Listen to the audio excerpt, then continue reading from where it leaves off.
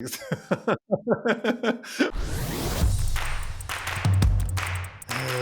m'appelle Thierry, j'enseigne, j'ai 59 ans depuis hier et j'arrive pas à y croire d'ailleurs. Mais en fait, si je devais simplement me définir, bah, je suis quelqu'un qui essaye d'être, le plus aligné possible par rapport à ce qui me semble important, essentiel, juste, heu, au service de la vie, j'espère et voilà. Et ce que je comprends, que l'on entend par hypersensibilité, c'est, le fait qu'il y ait des personnes qui sont très vite, qui se sentent très vite envahies, agressées par toutes les stimulations extérieures et qui ont besoin de se protéger, en quelque sorte. Hem, je si c'est ça l'hypersensibilité et qui fait qu'à un moment donné, c'est trop parce que voilà, on perçoit beaucoup, bah, je fais partie de ces gens-là et je pense que j'en fais partie depuis la toute petite enfance. Maintenant, je me suis entendu dire que j'étais hypersensible déjà quand j'étais à l'école et très vite, j'ai pensé que c'était pas moi qui étais hypersensible, mais c'est que c'était plutôt les autres qui étaient hyposensibles. Et aujourd'hui, j'en suis convaincu. Je crois que nos sociétés se sont construites, sur un manque de sensibilité, sur une sorte de déconnexion, qui fait qu'elles se permettent, nous nous permettons dans ces sociétés d'avoir des actions terriblement, fortes, trop fortes quelque part, voire agressantes, hein. Et donc plutôt que de pathologiser, avec un préfixe hypersensible tous ces gens qui perçoivent, naturellement les choses, on devrait plutôt dire que ce sont nos sociétés et nous-mêmes, quand nous nous comportons en société, qui sommes hyposensibles et qui créons donc un monde terriblement, violent, un monde trop. Et je crois que c'est ce monde trop qui doit justement se rééquilibrer aujourd'hui. Donc quand on parle d'hypersensibilité, je trouve que c'est dangereux parce que du coup, on va mettre d'un côté ces gens qui ont une sensibilité qui, de mon point de vue, est normale, et on va laisser continuer ce monde trop à exister.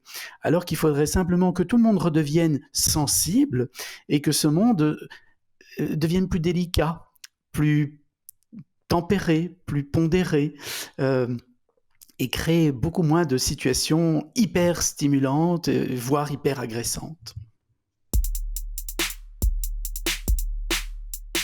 Mais je ne sais pas si on peut dire que le sujet qui est un peu dans l'air du temps de l'hypersensibilité est vraiment relié au fait qu'on vit cette crise sanitaire de la Covid-19, mais moi je dirais plutôt que il est sans doute lié à la période que nous vivons, tout simplement, qui est une période assez égocentré, assez narcissique quelque part, heu et qui est sans doute expliqué par l'insécurité, l'incertitude dans laquelle nous vivons et où on a une espèce de repli identitaire sur soi et on se pose beaucoup de questions sur qui on est, ce qu'on veut, ce qu'on ne veut pas.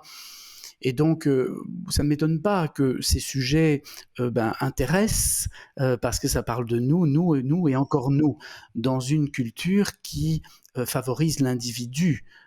C'est pas nouveau, ça fait un petit temps que ça dure.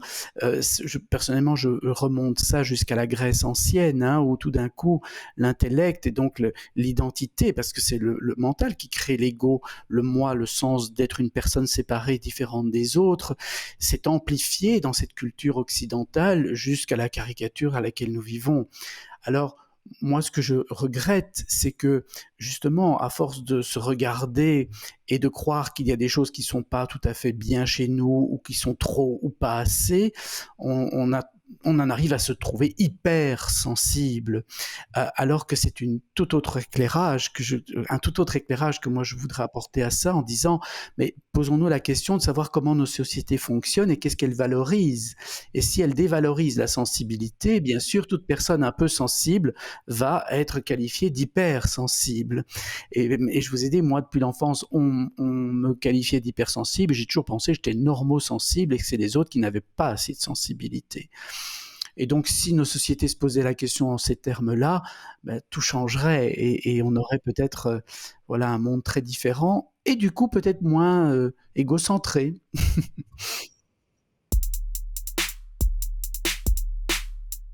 Et je crois que cette hyposensibilité, elle vient du fait que justement on vit dans notre tête. On a tellement valorisé l'intellect, la démarche intellectuelle, qu'on en est arrivé tellement aussi à non seulement dévaloriser, mais diaboliser le corps et en particulier ce qui s'y passe, c'est-à-dire les mouvements énergétiques qui se produisent dans ce corps, et ces mouvements, on les appelle émotions. On a diabolisé l'émotion qui était une sorte d'empêcheur de penser en paix, alors qu'aujourd'hui on sait qu'on ne peut pas penser bien si on n'est pas informé par la dimension émotionnelle. Mais en attendant, on est encore très marqué par cette vision-là, et du coup, la solution est sans doute de se reconnecter à son émotion, bien sûr, à ses émotions, mais donc à l'endroit où ces émotions se manifestent, c'est-à-dire le corps. C'est une conscience du corps qu'il faudrait. Et une aptitude à accueillir toute cette perceptibilité que nous avons, tous ces sens qui peuvent capter le monde extérieur et avoir un espace pour accueillir ça à l'intérieur. Et vous savez, il y a des études qui ont très bien montré que, par exemple, le fait de méditer, donc de calmer ce mental et d'être juste dans l'écoute de ce qui se passe en nous et autour de nous, dans l'instant présent, ces sensations, ces émotions, eh bien, du coup, le cerveau, le mental, va être beaucoup moins réactif à toutes ces stimulations. Et on va beaucoup moins vivre de stress dans des environnements stimulants. Mais aujourd'hui, on est tellement déconnecté de ça que notre seuil à la, au stress est augmenté, enfin est diminué plutôt, est diminué. Hein. Donc moi je pense qu'il faudrait on ait une culture qui nous reconnecte beaucoup plus avec le plancher des vaches, avec la dimension matérielle, avec notre corps et avec ce qui anime ce corps, c'est-à-dire les émotions, et movere en latin, ce qui nous met en mouvement. Et ne pas... Vous savez, il y a quelques années, j'avais un ami comme ça, il parlait d'une médecine des émotions. Mais je dis, mais on ne doit pas avoir une médecine des émotions. Les émotions ne sont pas un phénomène pathologique. Et aujourd'hui, on dit des émotions positives ou négatives. Mais il n'y a pas d'émotions positives ou négatives. Et il faut les décrire d'un point de vue scientifique comme agréables ou désagréables. Mais ce qui est positif ou négatif, c'est ce qu'on va en faire de ces émotions. Il n'y a pas à juger un phénomène qui est l'émotion. Et il y a des émotions agréables qui nous disent que ça c'est bon pour nous, et des émotions désagréables qui nous disent que ça c'est pas bon pour nous.